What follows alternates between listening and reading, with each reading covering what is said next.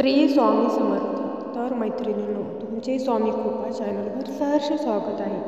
तर आज आपण कोहळा हे फळ घरात दुकानात दृष्ट लागू नये म्हणून लावतात. काय आहे महत्त्व या कोहळ्याचे? चला तर मग जाणून घेऊया.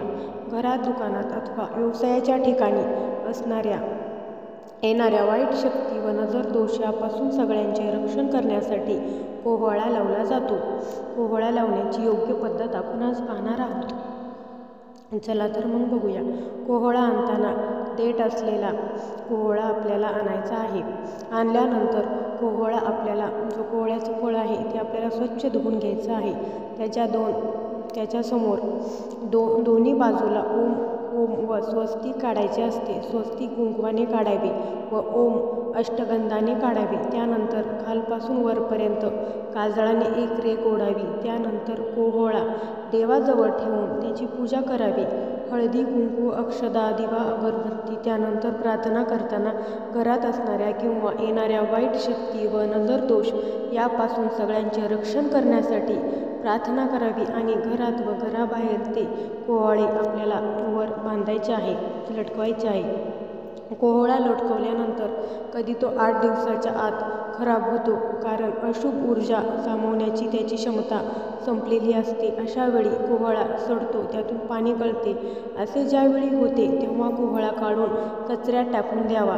पुन्हा नवीन कोहळा आणून लावावा. कदाचित सुरुवातीला लवकर आपला जे कोहळा आहे तो खराब होतो.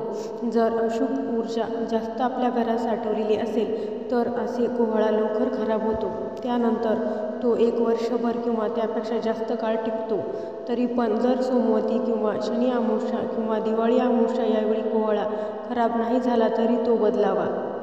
एरवी जर कोहळा खराब झाला तर त्या पुढील शनिवारी आपल्याला कोहळा बांधावा लागतो व एरवी लावताना सुद्धा शनिवारचा दिवसच आपल्याला शनिवारच्या दिवशी नेहमी सूर्यास्त झाल्यानंतर हा उपाय आपण करावा. कोहळा घरात किंवा व्यवसायाच्या ठिकाणी लावताना त्यावर बाहेरून आलेल्या लोकांची नजर जायला हवी व बाहेर लावताना बाहेरची व्यक्ती त्याच्या खालून आली पाहिजे असा आपल्याला कोहळा बांधायचा आहे.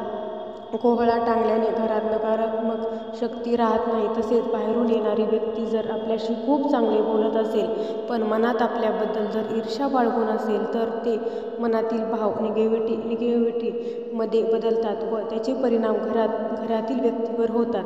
चिडचिड वाढते, व्यवसायात अडचण येते, प्रगती होत नाही.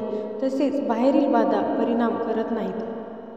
एक कोहळा घरात दुकानात व एक बाहेर टांगावा, म्हणजे बाहेरून येणारी व्यक्ती त्या खालून आली पाहिजे. त्यामुळे कोहळा तिथेच त्या व्यक्तीच्या वाईट विचारांवर परिणाम करते. तर मैत्रिणींनो, तुम्हाला हा व्हिडिओ आवडला असेल तर चॅनलला सबस्क्राईब करावे ही विनंती. तर तुम्हाला हा कोहळ्याचा व्हिडिओ कसा आवडला कमेंट करून जरूर सांगावे. श्री स्वामी समर्थ.